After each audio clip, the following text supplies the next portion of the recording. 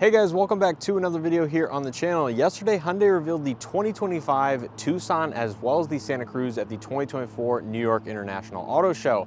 Now, unfortunately, I cannot be there in person to check out each of these vehicles in person and show you exactly what is different from the outgoing 2024 as seen behind me, but I do have most, if not all, of the feature changes that are going to happen for the 2025 models for every single trim level. So that's exactly what we're going to discuss here in this video, is the changes coming to the SE through the Limited and all of the trim levels in between. And I do have the color palette updated for 2025 as well. And there are a couple of exterior colors that are no longer going to be available, one of which is actually personally my favorite. So make sure to stay tuned. There's a lot of information here in this video, but without further ado, let's go ahead and get right into it.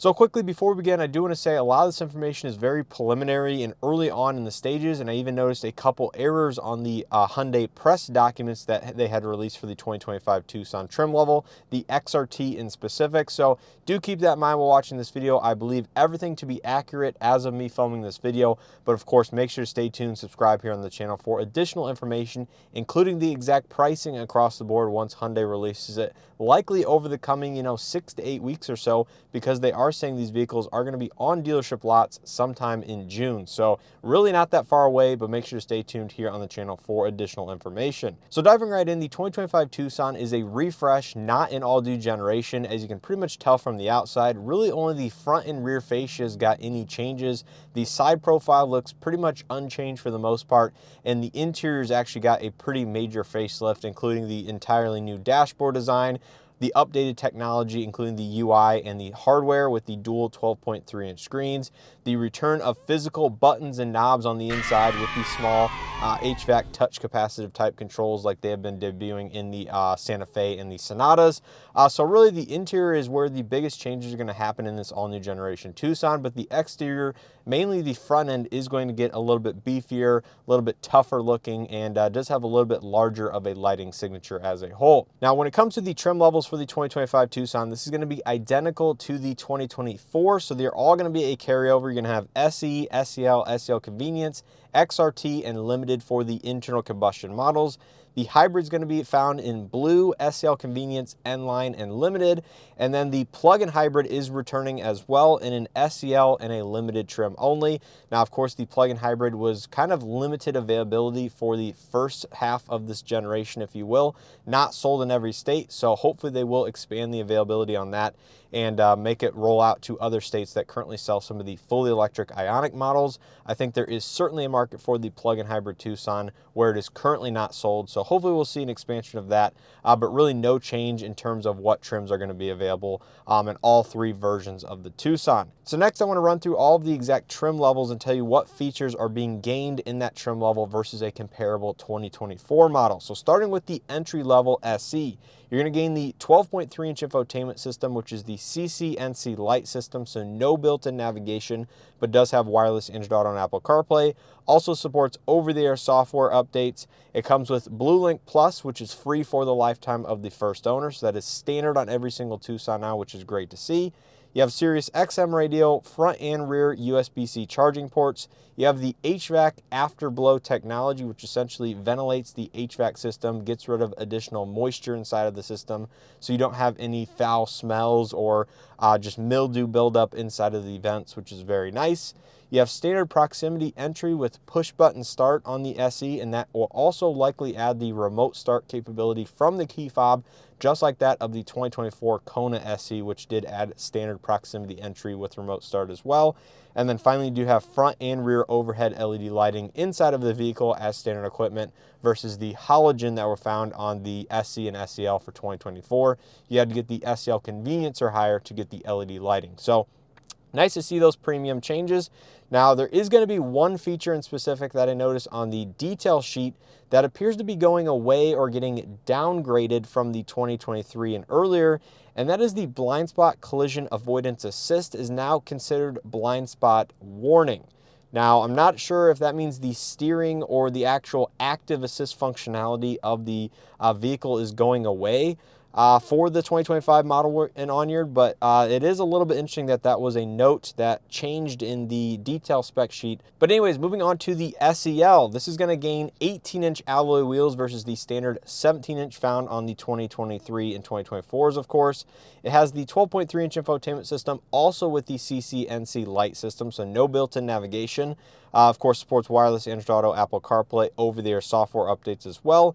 You have the touch capacitive HVAC controls with knobs for the temperature. So this is the trim level where you get the nicer small touchscreen for some of the HVAC ventilation systems, much like that of the Sonata and Santa Fe, which I've showcased here on the channel. It comes with the HVAC afterglow logic, front and rear overhead LED lighting, and you also get upgraded Hyundai Digital Key 2.0 Premium, which adds iOS support in addition to Android devices. So just like that of the 2024 SEL, it comes with digital key, but this time is updated to support iOS devices, which is very, very cool. And there is one other additional feature lost on the SEL, at least according to the spec sheet, and that is the Illuminated Glove Box is no longer found on the standard SEL. You do have to go up to, I believe, at least a convenience package, if not an XRT or higher, just to get the Illuminated Glove Box. So another interesting small change there, but not a big deal at the end of the day for most people. So next, moving on to the XRT trim level. This is the one where it's going to get some interesting tweaks and changes to the packaging, some of which are positive, some of which maybe not so much, depending on the way you look at it. So it's going to come with the 12.3-inch infotainment system, I believe the CCNC light system, so no built-in navigation, which is actually a downgrade from the 2024 models. Again, this is a little vague on the press documents as they didn't have the exact labeling in place, but I think it is the CCNC light system, possibly built-in navigation. Comes with wireless Android Auto, Apple CarPlay, over-the-air software updates, of course. It may also come with the 12.3-inch digital cluster, the full configurable type, but again, Hyundai was a little bit vague on what this package actually includes. So it could be the 4.2-inch, the lesser standard infotainment, or cluster rather, or the nicer 12.3. Not exactly sure quite yet. It does have the touch capacitive HVAC controls, just like that of the SEL, the afterglow technology, overhead LED lighting. It does go from a 19-inch alloy wheel down to an 18-inch alloy wheel. So this is a smaller diameter wheel by 1 inch, which should improve, off-road capability. Not that a lot of people are taking these off-road in that fashion, but smaller alloy wheel with, once again, XRT specific design. It comes with the premium mirror type grille in the front of the vehicle with the LED running lights. That to me is an upgrade over the 2024. It has the bridge type roof rails as well as digital key 2.0, just like that of the SEL. So some nice improvements there, but a little bit vague on what infotainment system as well as the digital cluster is found on that trim. In terms of the features lost for the XRT, it's no longer going to come standard with the side steps, which to me is a huge improvement. Not only increases potential ground clearance, but also you don't hit your shins or lower leg getting in and out of the vehicle, because at the end of the day, side steps are not needed for a vehicle of this ride height for most people out there. So I think that's a big improvement to me. It does lose the dynamic voice commands for the HVAC controls, and this is one of the reasons why I think it's the CCNC light system and not the one with built-in navigation, given it does not have the dynamic HVAC voice command controls. It loses the auto-dimming interior rearview mirror, so that is no longer found in the XRT. You do have to get, I believe, either an NLine or a limited to get that, either in the hybrid or the gas only. And then, of course, the blind spot collision avoidance assist, it might only be the warning, which I already discussed earlier in this video. Next, moving into the NLine, which once again is going to return as a hybrid-only variant of the Tucson. It's going to come with the 12.3-inch infotainment system, this time with built-in navigation. Of course, wireless Android Auto, Apple CarPlay, over-the-air software updates. It comes with the nicer 12.3-inch fully digital and configurable instrument cluster. You have the touch capacitive HVAC controls, the afterglow logic for the system, and this is the trim level also that does get Smart Cruise Control 2.0, which also includes Highway Drive Assist 1. And the big news here with the Smart Cruise Control 2 system is it combines the newly available forward attention assist functionality, which is the same as the Santa Fe, and it monitors your face and your eyes to make sure that you are paying attention on the roadway. But Smart Cruise Control 2 will actually be able to stop the vehicle if you need to and pull it over for an unresponsive driver. So say you're driving down the road, either you pass out, you fall asleep or something, and the system is enabled, it essentially will be able to detect that and pull the vehicle over or stop it, turn on the hazard lights, and, you know, alert other drivers out on the roadway that you are maybe in trouble or in need of assistance. So very nice improvement to the safety technology. Some other manufacturers out there have this as well, but that will be rolling out to all 2025 Tucsons equipped with Highway Drive Assist 1, which I believe is going to be SEL Convenience, NLine, as well as Limited in both the hybrid and non-hybrid variants. Next, we have the limited features gained. This one actually gains several other features, including the memory driver seat, which it already had, but this now includes the external mirrors, which do save their position and have an automatic reverse tilt down functionality, so you can better see the parking lines on the sides of the vehicle. It has acoustic laminated front side glass in addition to the front windshield, 12.3-inch infotainment system, built-in navigation, all the usual stuff there with the nicer fully digital cluster. You have a new 12-inch fully color heads-up display, which is awesome to see on a compact SUV. This was not formerly found on the Tucson Limited, which I'm currently sitting in now, so that is now going to be on the Limited trim. You have the touch capacitive HVAC controls, two-stage heated steering wheel, all the usual stuff in that sense. Smart cruise control too. You have the fingerprint scanner to the left of the digital cluster. So this will enable you to start and use the vehicle without having your actual key fob inside of the interior, which is very cool. And then lastly, you do have Hyundai Digital Key 2.0 Premium, just like that of some of the lesser trim levels. So that's pretty much going to wrap up all of the changes. Now, you might be wondering about the SEL Convenience. Now, the SEL Convenience is going to be very, very similar to that of the outgoing SEL Convenience, where you're going to get the smaller single power sunroof up top. You're going to get, you know, the nicer H-Tex leatherette on the inside, you know, heated front seats, stuff like that. And it appears that you will get the Smart Cruise Control 2 functionality with Highway Drive Assist on that trim level as well. Once again, Hyundai was a little bit vague on which options and features are going to what trim level, but based on what I've seen and what I found, it does appear that the convenience package will get Smart Cruise Control 2, Highway Drive Assist, and a couple other small enhancements. Now, in terms of some other big changes or notable changes for the Tucson 2025 lineup, you're going to have adjustable levels of regenerative braking on all hybrid variants. I assume both hybrid and plug-in hybrid. You're going to get a more powerful or more power out of the current electric motor in both hybrid and plug-in hybrid versions. This is only going to equate to roughly 3 to 5 horsepower or 3 to 5 kilowatts of output from the electric motor.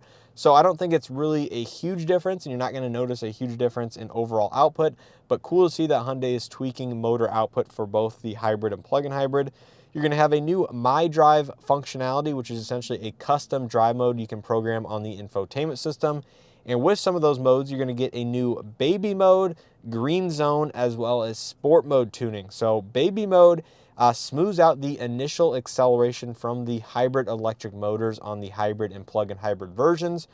So essentially, I don't think it'll be as jarring or quick off the line in baby mode. Next, you have green zone, which essentially optimizes EV-only driving out of the hybrid system. So the hybrid as it is does not have a very large battery pack. It's right around 1.5 kilowatt hours. But say, you know, the battery has enough charge and you're doing more low-speed driving, I assume the vehicle will prioritize using only the battery power out of the vehicle, if possible, when green zone is enabled. So pretty cool to see that. Very similar to some other manufacturers out there that have also had EV-only modes in their hybrid systems. And then finally, we do have a revised sport mode, which will send additional power to the rear axle or the rear wheels with the standard H-Track all-wheel drive system. So pretty cool that they are doing a little bit more rear bias in the sport mode out of the hybrid and plug-in hybrid versions. Should make it, in theory, a little bit more fun to drive and a little bit different handling characteristics. And finally, I want to wrap up this video with the exterior color palette. I'm sure a lot of you guys out there have seen some of the press images or the vehicles at the New York Auto Show and may think, you know, there's a couple new colors, and you would be right saying that. So in terms of the available color palette for the 2025 model year Tucson, it's going to include Ecotronic Gray Matte, Ecotronic Gray Standard Metallic, Atlantis Blue, Rockwood Green, Hampton Gray, Ultimate Red, Shimmering Silver, Phantom Black, and Serenity White Pearl. Now, 4 of those exterior colors are newly available on the Tucson, including the Ecotronic Gray Matte, the standard Ecotronic Gray, Atlantis Blue, and Rockwood Green. And I really appreciate Hyundai for showing the different models in new exterior colors, such as the XRT in the green, the Limited in the Atlantis Blue, and of course the NLine hybrid version in the new matte gray exterior. So pretty cool to see that. Now, one caveat I want to say is I don't know exactly which trim level paired to which interior color will be available with those exteriors. I just know that those exteriors will be available on either the ICE hybrid or plug-in hybrid, or any of the combination of those. So there could be some limitations, and likely will be some limitations as to which trims and powertrains you can get some of those exterior colors with, but that is the full color palette for all 3 trim levels and engine types for the 2025 Tucson. According to my looking here, that means that deep sea blue as well as Amazon gray is no longer going to be available in the Tucson, which is a little bit unfortunate because Amazon gray is a fantastic color, actually one of my favorites, and that appears to be going away for the 2025 model year. Now, as we know, that was a hybrid only color for 2024, so kind of makes sense in that regard that they're discontinuing it, but a little bit unfortunate nonetheless. So if you want an Amazon gray, deep sea blue, or even intense blue, make sure to hit up your local dealership right now, because those are likely going to be very hard to come by over the next couple months as inventories start to dwindle down. So in terms of pricing, I don't have any of that information like I mentioned earlier on in this video, but I would expect a fairly mild increase given that this is only a refresh and a few features are gained depending on the trim level. So if I had to guess, there's going to be a $500 to maybe upwards of $1,500 increase depending on which trim level that you're looking at over an equivalent 2024 model.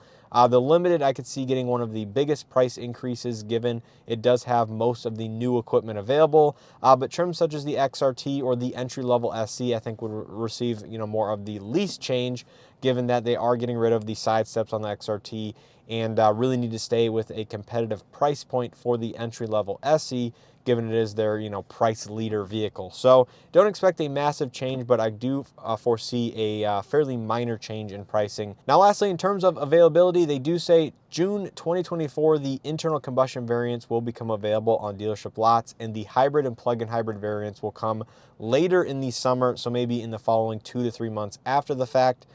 So pretty quick availability for the Tucson, which is great to see. But that is pretty much going to be it for all of the information I have for the upcoming 2025 Tucson here on the channel. Once again, hopefully you guys enjoyed this video and or found it helpful. If you did, make sure to hit that like button below. It greatly helps out the channel's videos. Subscribe if you haven't already. And let me know what you think of the updated, refreshed 2025 Tucson here down in the comment section below. So yeah, there's going to be a lot of carryover from the current 2024 models, but as a whole, should be very easy to get accustomed to and be very familiar to those that are currently familiar with the 2022 through 2024 models. But anyways, let me know what you think down in the comment section below. Once again, I can appreciate the continued support here on the channel. Make sure to subscribe for the additional coverage in person once I'm able to get hands-on with not only the Tucson, but also the updated Santa Cruz. And as always, I hope to see you guys in the next one.